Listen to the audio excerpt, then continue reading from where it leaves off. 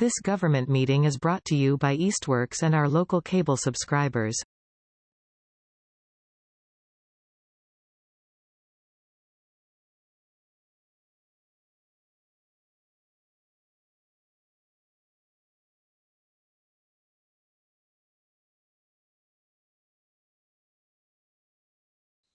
Yep, here we are at 5:34, calling the meeting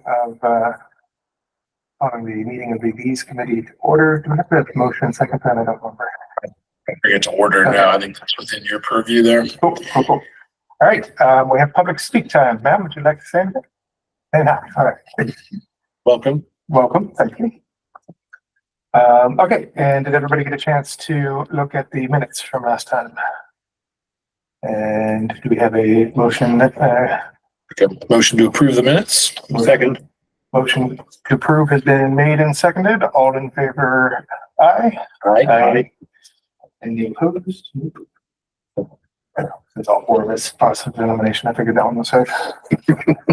Okay, so we are probably not going to be able to do everything on the agenda this time because we have people here that are sort of necessary for a number of the things. So this may end up being actually a little bit shorter than normal. Related to that, we have a hard stop at 6:30 this time, so we can't go longer than normal because we have to be out of here so the next meeting can come in. And I didn't put this on, and then I want to bring up an idea for when we schedule the next meeting at that point, just in case we run into further conflicts with space here at City Hall. Okay, so although I wish Owen was here to do this, we are approved on the B City resolution approval by the City Council. So that process is moving forwards. At this point, we are on the clock for a year to be able to report back to Xerces Society that we have done the things on the list of things to do around public outreach, posting signs, finding, a couple of other things. We'll go down the list, but so we can get started with that. All right, and then the next thing, I guess maybe I should. I'll just ask to join and then I can present. Okay, that sounds good. And I should probably be using it when we start the Firefox. Does it say that you're in there? It's like being kind of strange. Oh, I just haven't hit the join after. It's something it wouldn't let me go into full screen either. Both have to turn your keys. Yeah. Let me make sure you have co-host. I'm gonna do a couple of little. I'll drag this one over here. Just need to pull my tabs into their own window since Firefox won't let me share my tab. Let's put this one over here.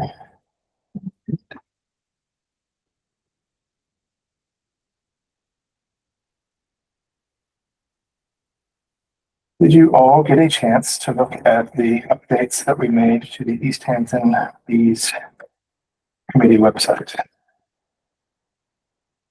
No, I looked at the website, but I don't know if that was free to post updates. Well, let me pull the maybe it's this screen, which we're going to get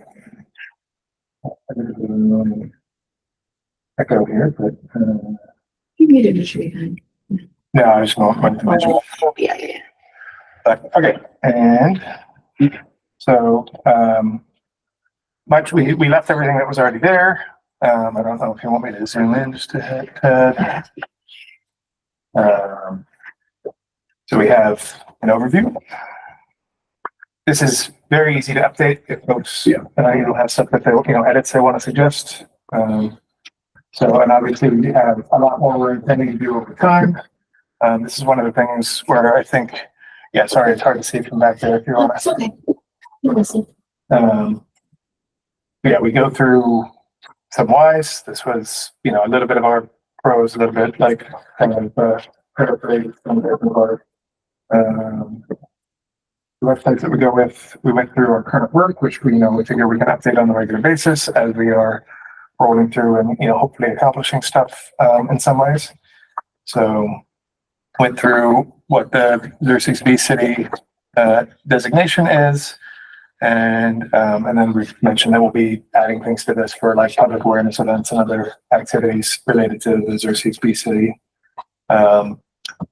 Brought up that we are going to be looking to table at city events.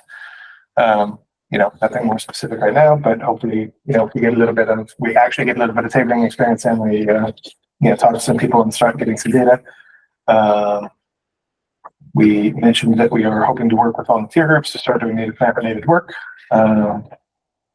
Again, nothing specific there because we haven't figured out how we want to do that. And then we have this particular piece, committee establishment, came from the existing website, which was just a bit of verbiage from the resolution to establish the committee. And then we're planning on linking these resources, but we didn't get around to that yet.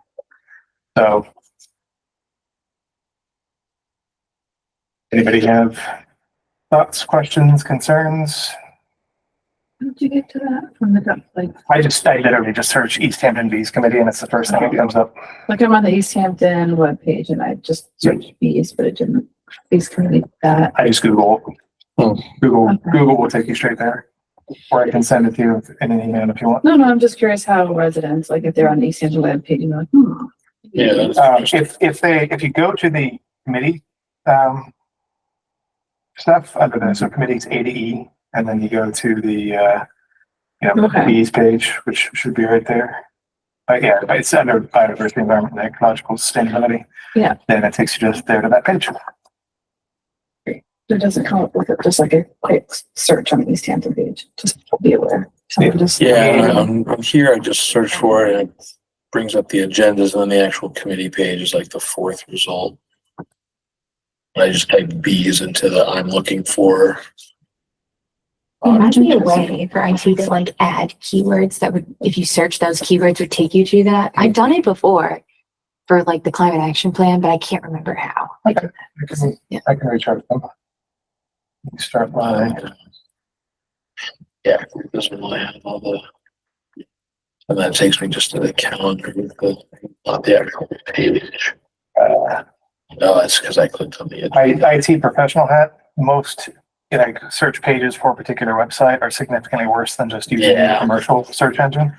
Because if it's this sort of website where it's all public anyway, the commercial search engines work much better than the local ones do. Right. So I just realized too, I clicked on a calendar thing and not the actual page, but you can also see where other people would maybe get sidetracked or confused trying to find it. Okay.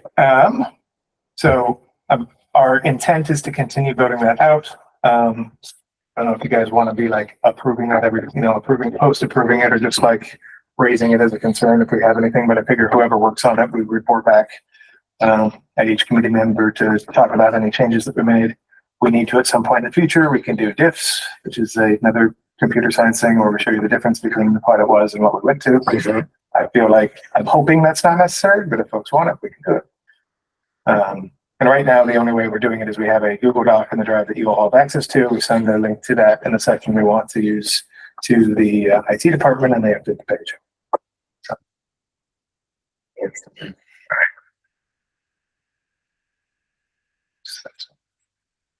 Okay, so I think I'm going to skip that because I would like more of a full group on that, unless somebody really wants to talk about it now.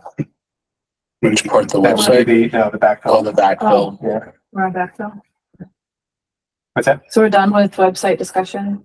Yep. Unless, Moving on to, great, we did that, Sean presents. And if you want to skip, discuss backfill for David. yep. Do we know if anyone else has expressed interest? Not really, no, and that's actually something we may want to think about as we table is, if somebody's enthusiastic about the Right. project, it might be worth, and seems to have some knowledge, it might be worth mentioning to them that there's a vacancy. Mhm. But I figure, no hurry, we have enough for a quorum. Okay, so another thing, I came up with moving on to the next bit. came up with a basic kind of framework for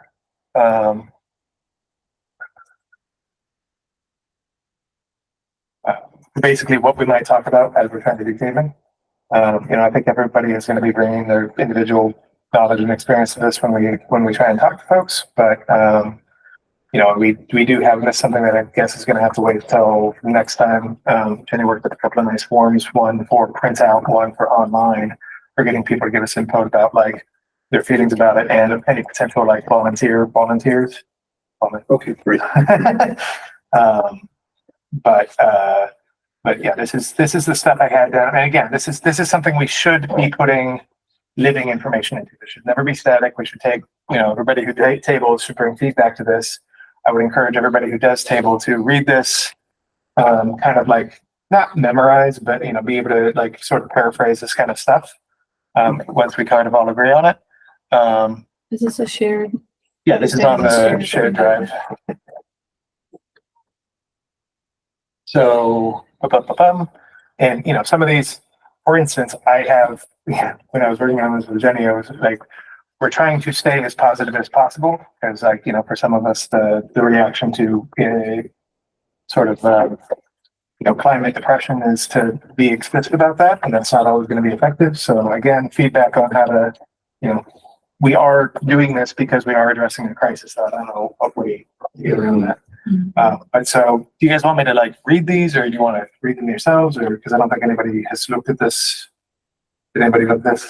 I haven't looked at it, but it looks awful familiar given other materials we've been working Yeah, on. I mean, there's the central themes are going to be pretty consistent. Yeah, And other than- so I don't think we need to read. Hey, Sorry, everybody. okay, so I tend to be digitally all thumbs. Getting to this shared drive, not sure how I do that. Okay. Cassie invited us all there. You will need a Gmail account. Okay. But it can be your own Gmail account, not like an Easthampton Gmail account. I can email it to you again now.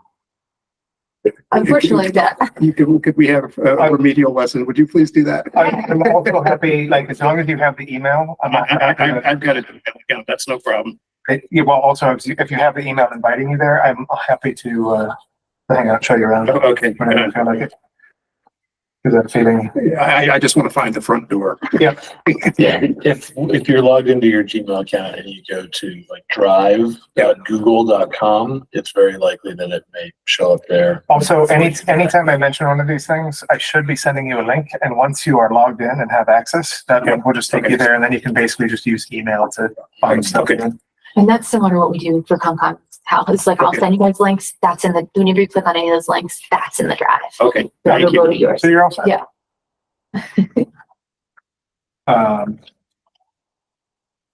Okay, so we decided, just for your notification, we decided to skip talking about the backhoe. And other than that, everybody was happy with the website stuff we did so far. Although obviously we need to keep iterating on that. Great, thank you.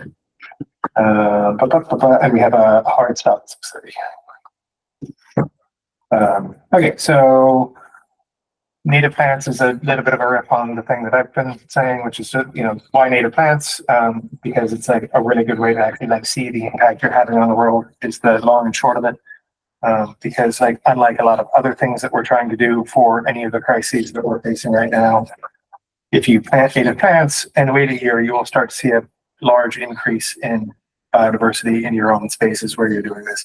Actually, had some pretty fun stuff today. Like my garden is awash with bees right now.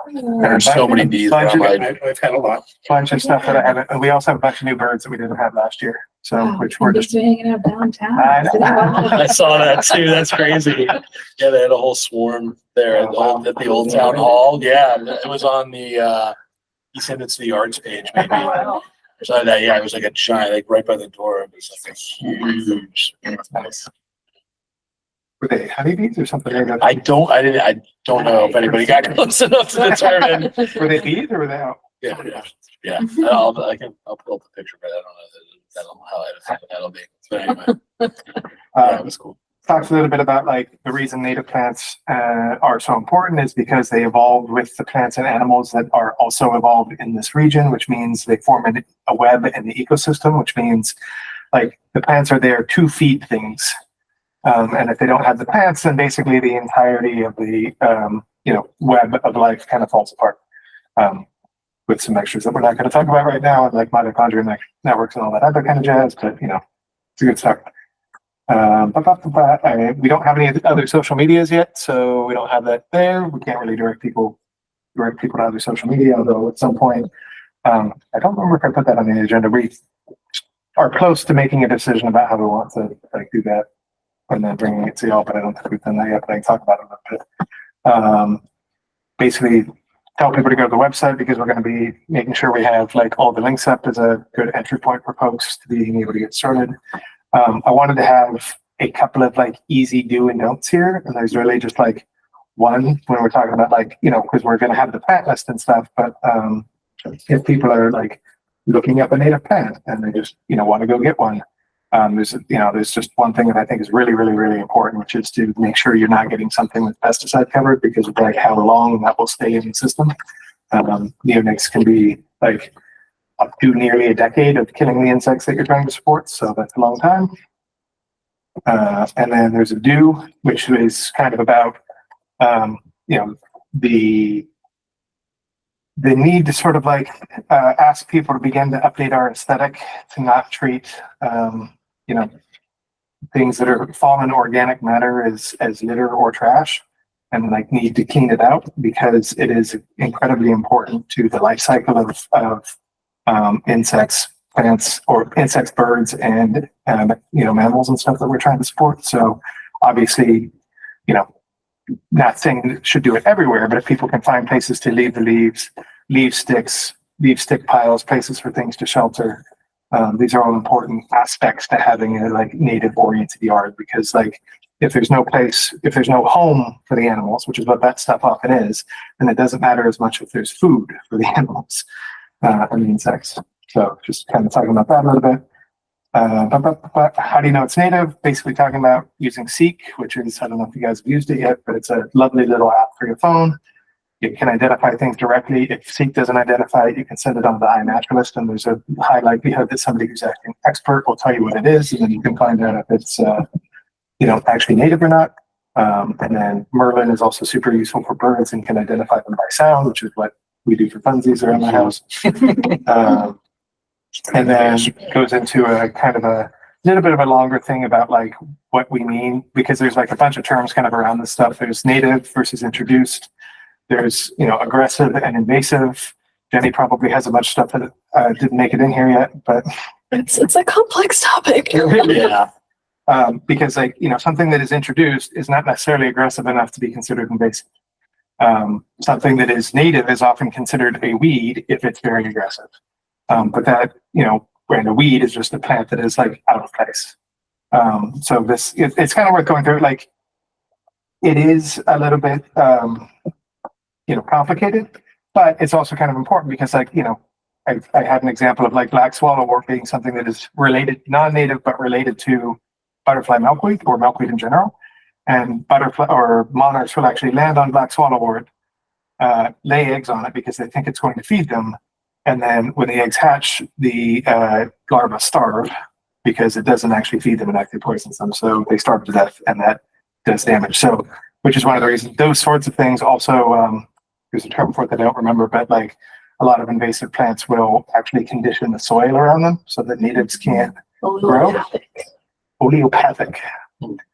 Definitely gonna have to write that down. But so there's a reason that part of the whole journey of being on, pro-native, helping native plants in order to help the local ecosystem requires to do a little bit of editing of some of the stuff that is counterproductive to that.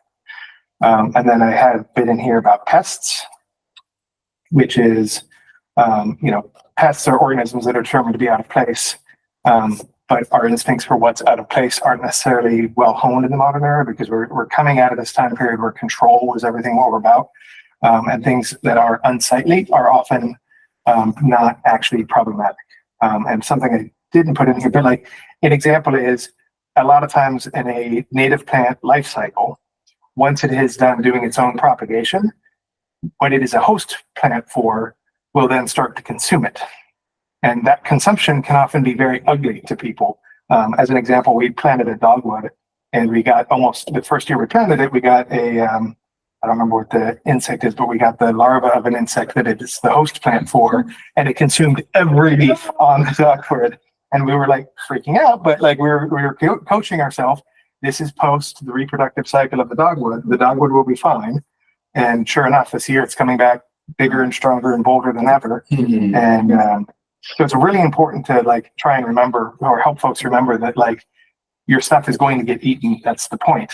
But it can be a little bit, again, we have some complication here because there are some invasive insects and other things that will eat your plant that is not part of the life cycle. So a lot of times like you'll see your, thing that I've seen a bunch of times is a lot of my things will be being eaten by Asiatic oriental beetles.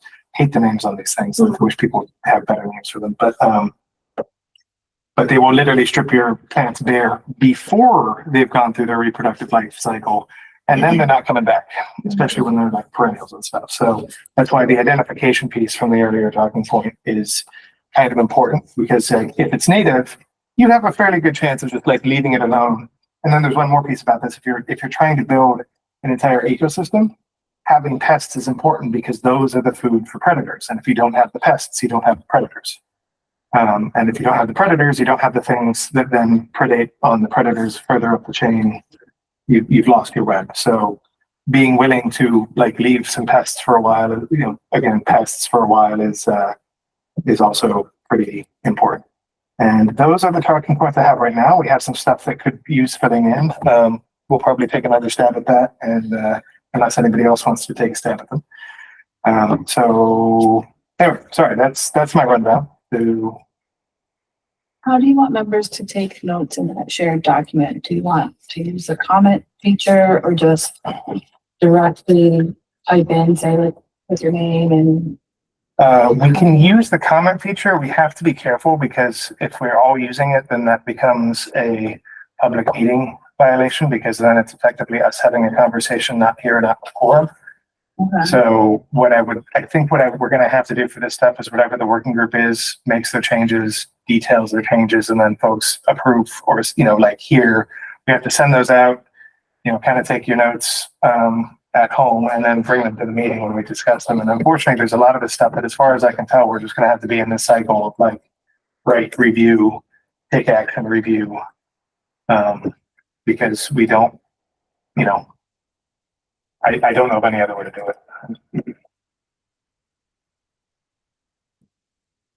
As I understand what we have to do for public meeting and stuff, quorums. So when we send these documents out, if you want input on them, then it's going to be important to actually like read them and like take your notes or make your comments, and then we can talk about them. It probably is okay if we like read through if you want to take comments as notes, Elodie, then it's probably okay if we like, just read through them at the next meeting or whatever.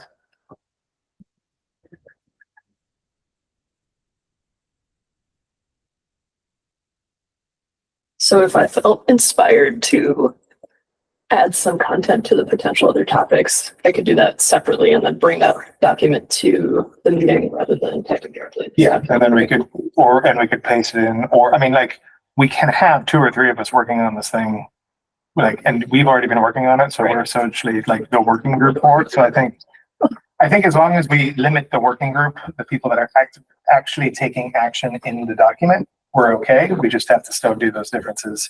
And if we want to shift the working group, then we can talk about it at the next meeting. If somebody wants to be like, I want in on this, then somebody else can be like, I'm going to bow out of this. And then we continue the review cycle. Yeah, nothing that you're doing in that document is binding in any way or, causing somebody to have to do something else. It's more so I think it's fine to work within that and then improve things within the context of it. Cool. Yeah, yep. All right, so that is the talking points review, and then Hal had a handout for us. Okay, and in preparing a draft handout, I was just envisioning something for people to literally hand out and discuss with people, at the upcoming Piscomic Trust plant sale. Yep. Just because that's the first thing on the list. Mm-hmm. So just main things that I thought were important. Introduce ourselves.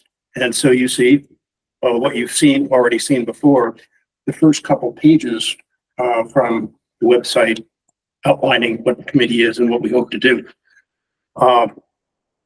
I included a page describing the Easthampton Pollinator Action Plan, just because it's locally, it's very germane and locally very relevant. And I just thought it would be a big hole if that was omitted.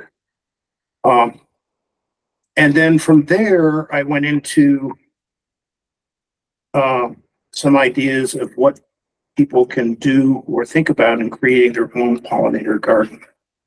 And so that is really connecting them to people who know more than we do, know more than I do. Western Massachusetts Association of Master Gardeners, and the Pollinator Action Network. And then, I was able to make a number of recommendations of nurseries in the areas that, either have or specialize in native plants. And then from the Master Gardeners and the Pollinator Action Committee, if I'm getting their name right, I got a couple of handouts so that rather than reinventing the wheel, I plagiarized with permission. And so there's a page of native plants and resources. And so that's good. Complete with, QR codes. QR codes. And I hope running these things through a Xerox doesn't impact the ability to read QR codes.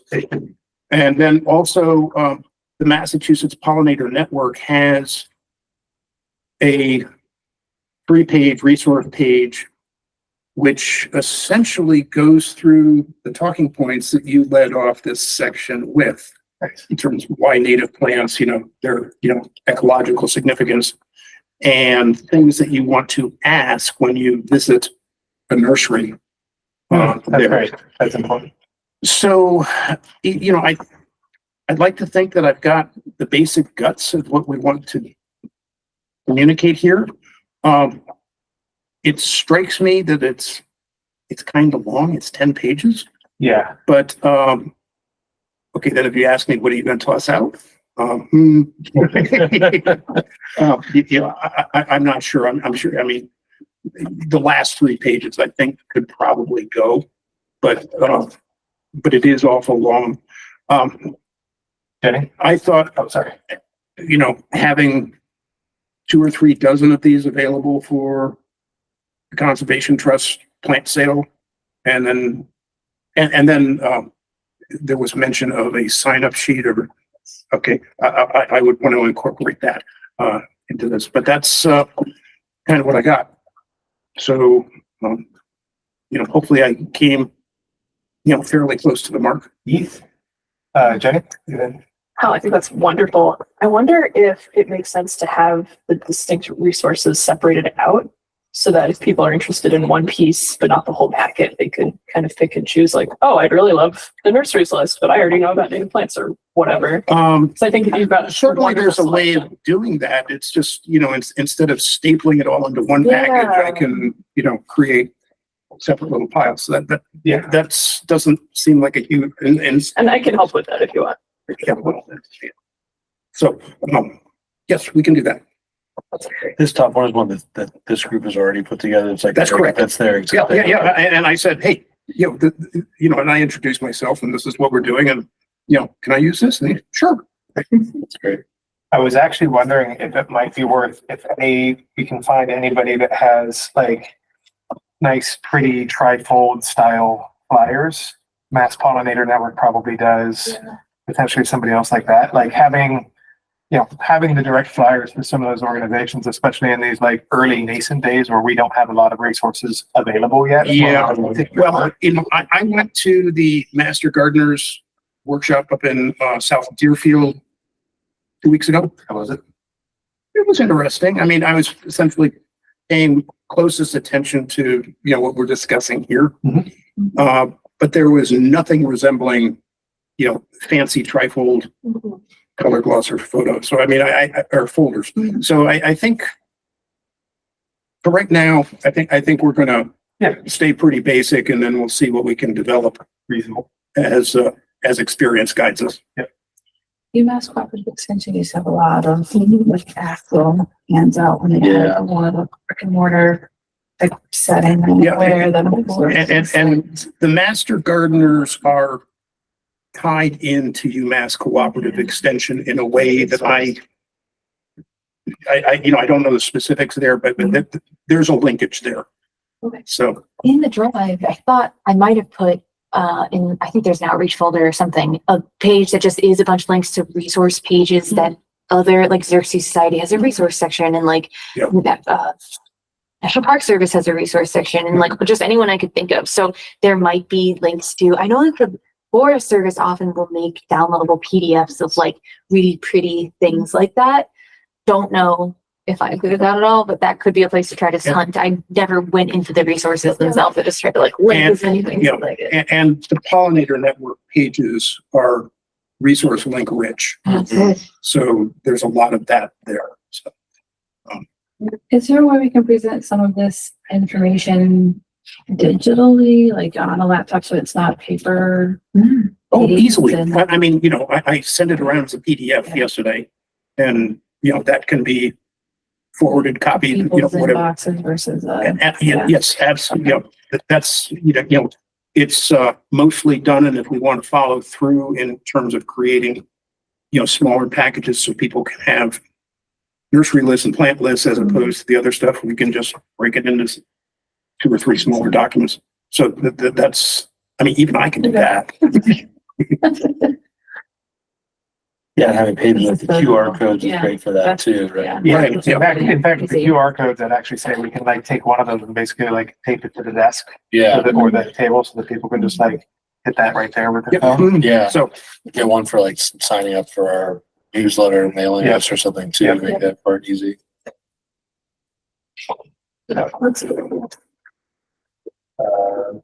Cool. Yeah, no, I think, I totally agree with Jenny that I think it will be better. It's like kind of a mix and match, create your own sort of pamphlet.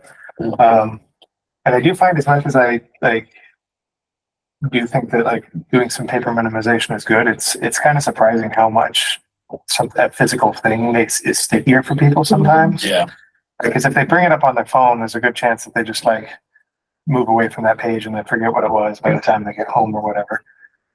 So certainly we can like let people skim through it. And speaking personally, I deal better with paper that I hold than stuff on my phone. I mean, that's stuff on my phone is not a way to reach me.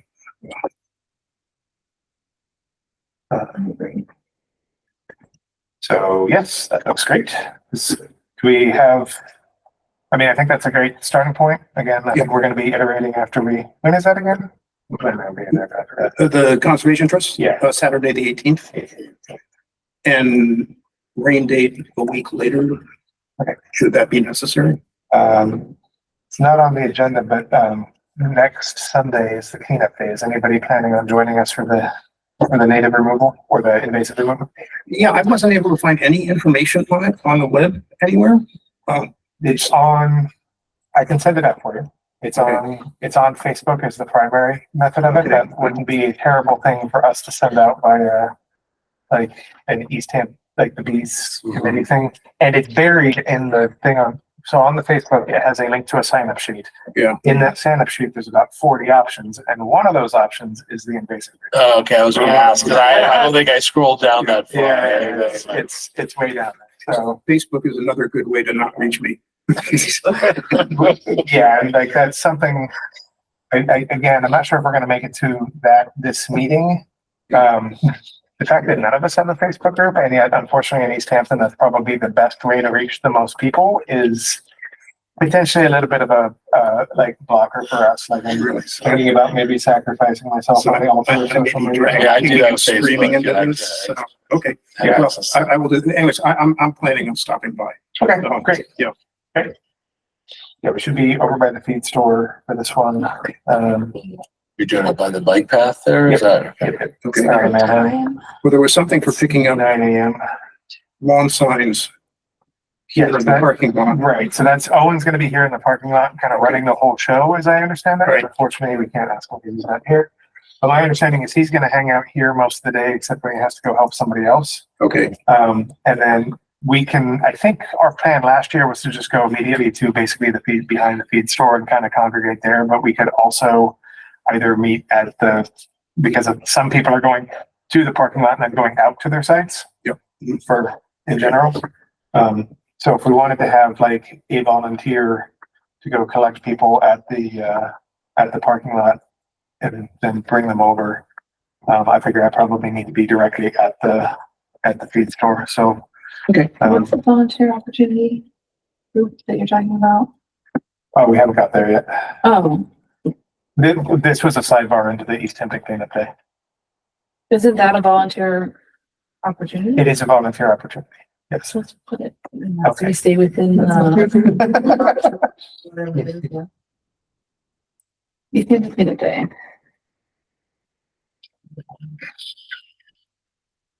Which is. Sunday. Sunday the 5th.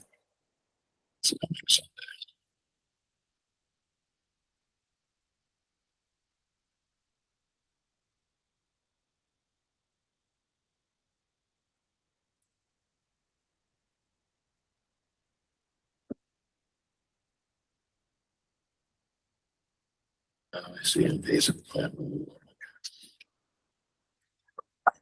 Well, it's in the middle. It's just under invasive as opposed to everything else is like a location. Right.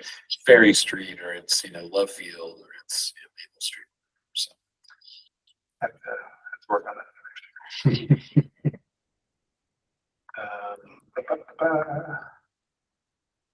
All right. I think we might want to skip the affiliation approach, because I want to make sure folks have read it before we talk about it. And I also kind of think we should have, if possible, we should have Owen here for that one. Up to y'all though.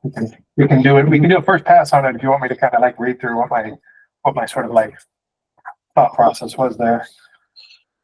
Might as well put it out there if we've got a minute, just so I know what you're thinking.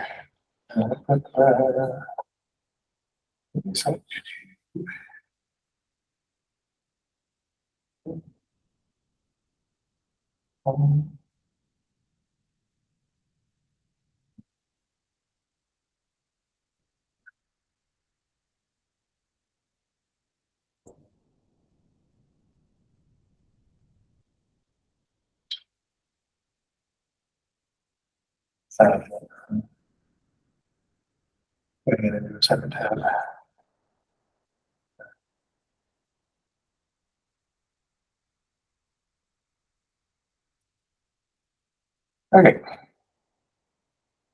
So again, trying to work within the kind of framework we've been talking about earlier, sort of like, doing things and then reporting back and getting approval for what has been done and reapproval for what might be coming up next. So why are you zooming for me?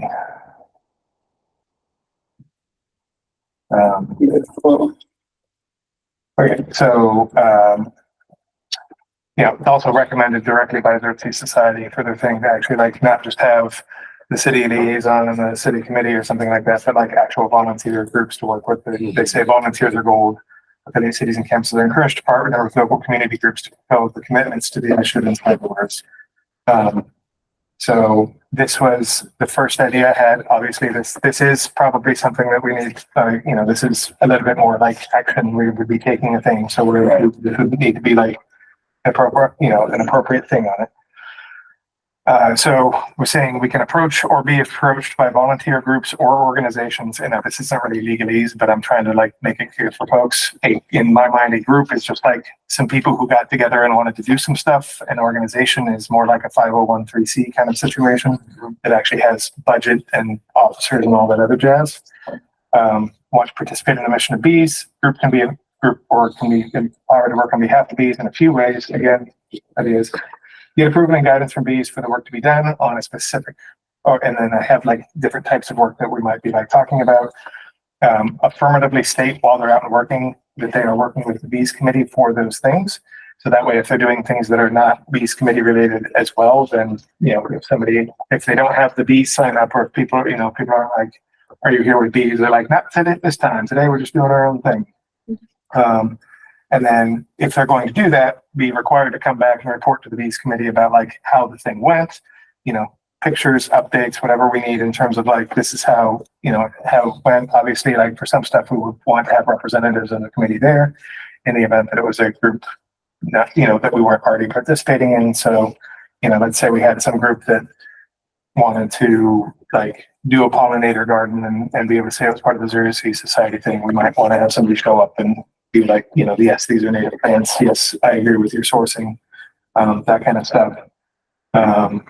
And then if for whatever reason they report back or we go look at what they did and we don't find that it's in line with what the committee is, then we just like are like, we vote, we remove the affiliation, be like, you don't get to say you're part of us anymore. And then, so specific types of engagement I was thinking about is a specific project. So you have like a thing that you're doing one time or one, area, whether it be a project in time or a project in space. So you go out, you do the project, you come back to us, you have your pictures or whatever, and and we say, yes, that was good, or no, you should have done this differently, or like, that's actually real bad, we're not gonna look through it again. A recurring project area. So we might be able to say like, bees along with the conservation committee or whatever. It says this group is allowed to go along the Manhan and kind of do, as long as we're outside of the water areas, remove invasive plants and plant native plants, and and the Manhan committee or whatever, sort of like ad hoc as desired as they get themselves together. And again, every time they do something, any month they do it in, they got to come to the next meeting and say like, okay, here's what we did this last month.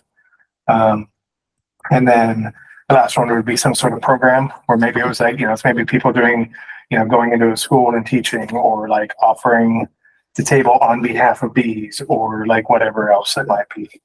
So that's the sort of like general framework I had in mind for being able to do this.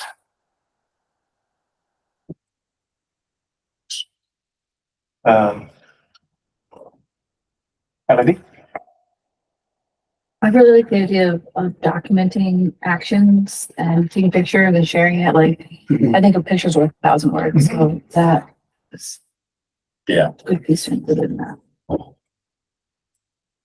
I know, or I felt like you had, because we raised the idea of doing the volunteer groups at the last meeting, and like I felt like you were maybe a little bit more nervous about the concept. Is there something else that is concerning for you, or? It seems just as open as before, that like, which I'm all for freedom. I'm taking care of, letting people volunteer in the city. Like, I don't want to discourage that at all. But I think my hesitance last meeting was, if we're going out as a bees committee as representing the city of Easthampton in a way, that there should be some thoughtful steps with action taken. It's representing a larger community. Do you think that basically having, a group come and, ask to be able to do a thing and having us vote and say, yes, you can do that thing, and then us reviewing it month over month whenever the action has happened is, sufficient to ensure that folks are doing a good job representing? Do you mean if they're doing it in the name of the bees committee? Yes. Because I'm certainly, people can do all sorts of actions and cleanups and the character of the city. Within reason, like, one of the That's things. hard to say that I say yes or no to, because it's so broad and so big. I wonder if figuring out some way to have somebody from, whether it's conservation or Arcadia or someone, to do like an orientation to best practices.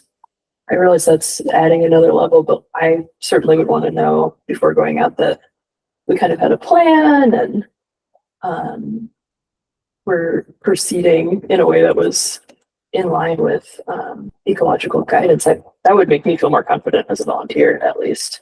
I wonder if there's a way to build that in or recommend it or something.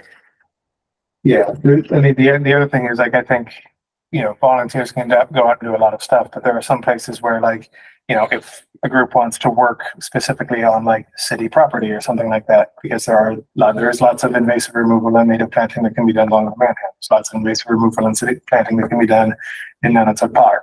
There, like all of these things. So I feel like, us figuring out how to work with, the effective owners of those folks, and those would be the areas where I'm, more thinking of them. It's kind of required for them to come through somebody at the city in order to be able to go work there. And I feel like we're a fairly good, point group for that. There was a part of what you said that talked about not letting people come back if they went against that they violated expectations in some way. I would think that would not be fair because we want people to educate and try again and grow, right? Yeah. And not exclude anyone. Yeah. That, I mean, that would be more sort of in the extreme cases. I think most cases it would be more of a, like, give them helpful suggestions that we would prefer that they do, the next time around or whatever.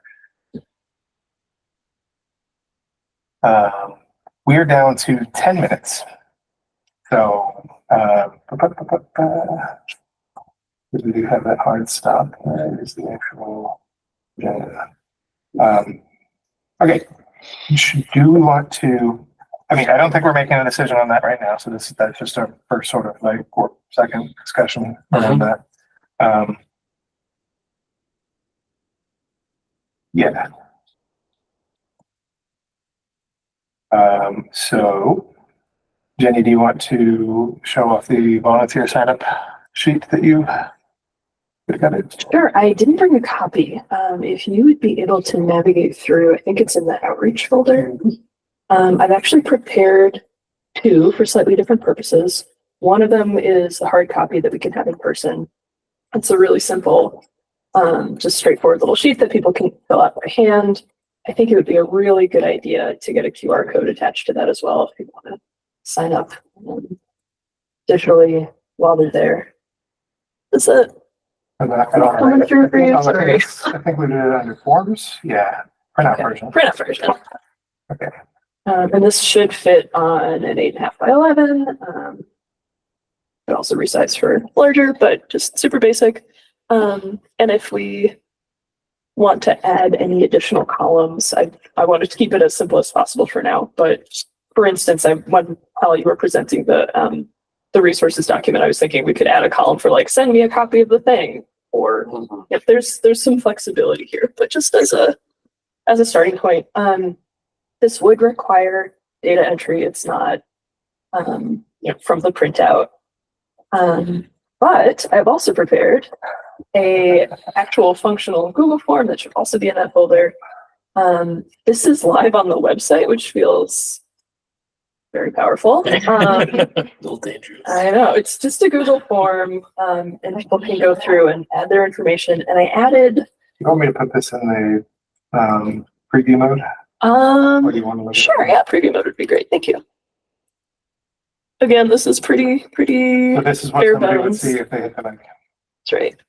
And I can edit this because the no may sign thing was only live through this week. But I was generating just this list of like, just trying to get a sense of what people are interested in. So there's kind of a long list and we can add, subtract, whatever. Just to, when people sign up for them to be able to self-identify as what kinds of information or outreach they'd like to receive. And I think this could be a good start for a funnel for getting a volunteer group together or getting sign-up lists for workshops or whatever. Not that we would need to, segment our audience at this point, but just as long as we've got people in the funnel trying to identify areas of interest at this point. So very open to feedback about if there are additional things we should mention, if there's any other information that would be helpful to collect. I think at this point, the only required fields are name and email. And this does automatically flow to a spreadsheet that we can use to augment the mailing list.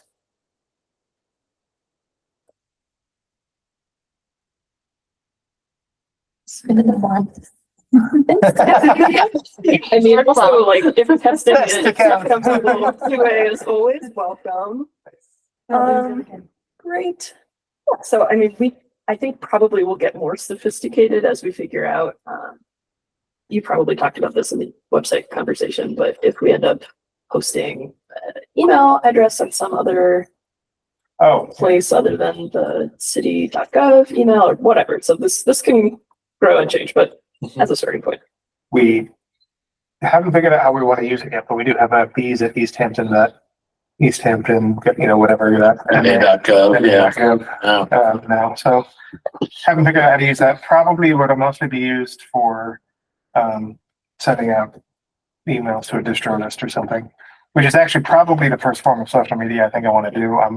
I think there's a website called Gaggle that is a very nice, very smooth email list. I think I'm not going to send anything out, but I think I'm going to create one and like give you all admin access so that you can see what it would look like, and then we can go from there. And then once we do start getting people to sign up, next time around, we can say like, yes, we want to use Gaggle, and we put people on that list, and we can just start, deciding what we want to send out that way. You just got that email address by requesting it from technology. Yep. So, and unfortunately, they set up it as account on a group, which means I can't just Right. and you could give other people access if we all had Easthampton MAGov addresses, but we don't. So it's basically like single logon, Single login, yeah. which I don't love, but it's what we got. Yeah, potentially good for creating standalone, say, like Facebook or Instagram account or something like that, and then That's tie true. to the committee. That's true. Yeah, that's the problem I was running into. That's one of the reasons I'm not about like single logon kind of things. Yeah. Because like I like things that have invitable administrative stuff. So Right. There's no single points of failure. Right. We are down to moments. This has been rather abbreviated. So, are you going to print out the stuff for the tabling of the event, or you need somebody else to do it? That's what I would, go to Staples. Okay. Let me know if you want to cost share on that or anything, since we don't have any kind of budget. I'll cover this. Somebody else can cover the next one. All right, fair enough. And then, so who all is planning to go to the Tuscomic Trust and do a little tabling? That's on the 18th. Yeah. I have to double check everything's soccer schedule. Okay. So there will be probably maybe around 3 of us. I think it was like noon to 5, or what's the You time? said, No, I think I'm conflating. I think it's more like 9 to 1. Okay. which is also the time frame for the. I have a postcard from them and I looked at it today, but I didn't look at that part. Yeah, I'm on their mailing list. So. Yeah. The date for that. You just said it's 18. Okay. Probably tied up. But I'm pretty sure it starts, mid-morning. And my experience with their sales is that things are pretty well picked up by midday. So, the time for us to be there is going to be early in the session, and there will probably be definitely diminishing value as we get into the afternoon. Yep. Okay, and the last thing for us to do before we completely run out of time is going to be to pick our next date. We're not trying to get my piece name. Unfortunately, we ran out of time. I'm sorry. I was wondering where I saw the Mass. You were the one linked to the Mass UMass extension. That's where I saw it because I did click through your links. So I did send people, Yeah. Putting those together, yeah, it was helpful to see. Which, yeah. But I mean, that does sort of lead me into the thing. If we can't find a room next time for a reasonable period of time, because like every one of the meetings we've kind of needed to go at least an hour and a half, 2 hours-ish. I would like to re-suggest that in the case that we cannot find a room for at least 2 hours-ish, that we fall back and actually do an online meeting. I know we didn't want to do that at the beginning, but I feel like the time is. If there's not a space, doing an online meeting would make conflicts for other people if you couldn't, like if there's 2 meetings happening at the same time, you have to makes conflicts for people. You have to choose between one or the other. Gotcha. There might be a meeting I would want to attend. Something, but I just think it's best if we can pick a time on the social calendar that What's the one we're conflicting with here momentarily? And, Manhattan. yeah.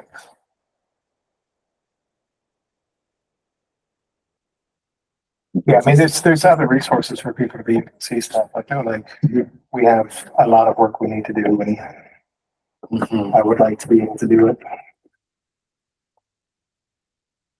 What were you considering for the next meeting, date and time, do we?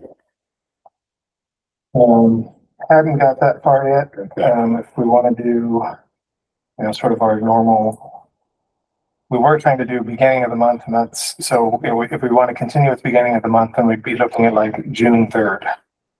I don't know, I didn't know if anybody wanted to, if there was anything that folks felt was like important enough to go to a slightly higher cadence for no while or not. But June 3rd is fine. The couple council and it's June 8th. And I did confirm that I have a table. Oh, great. So, yeah. So I don't know if, maybe you guys want to meet before the end, but Yeah. What do we look like for June 3rd on the? Yeah, good question. I think that would be fine for me. And the previous week is Memorial Day, so. Yeah. Right. Or other meeting up a week to avoid Memorial Day. Yeah, question. What else might be scheduled for that day?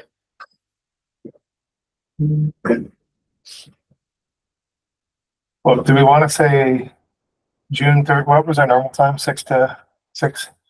So do we want to say June 3rd? I'll put in the request to the city. And then if there's no room, do we just want to vote now that we will agree to set it up for online? I'll put it's this, the city calendar right now. Yeah. Okay, yeah. Not to be a little bit of a pedant, but if we're gonna have an online meeting, then we need the technology in a room that's operational so that we can have the online meeting. actually you wouldn't. You would Oh, just okay. need one of you who, it seems like you would have the access to start the meeting and then everyone individually at home would need to be able to find a way to access it virtually. Okay, never It's mind. only the Answer my hybrid. question. It's a good question, but no, yeah. Right now on the 3rd, there's the ECA coordinating committee is upstairs in room 1. And the city council appointment committee, which I don't know if Owen is on that part of the committee. I don't believe he's on.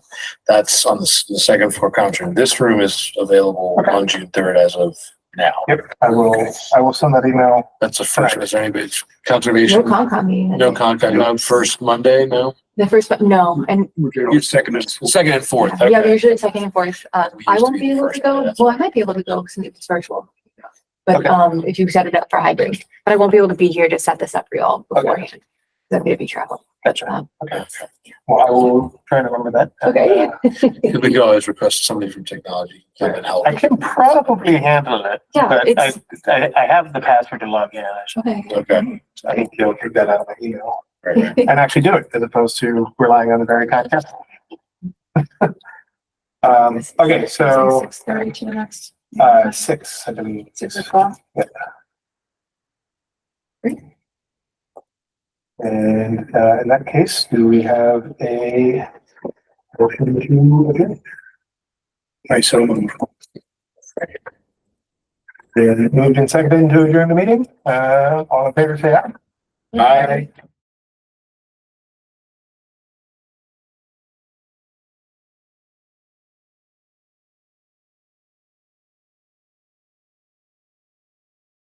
This government meeting is brought to you by Eastworks and our local cable subscribers.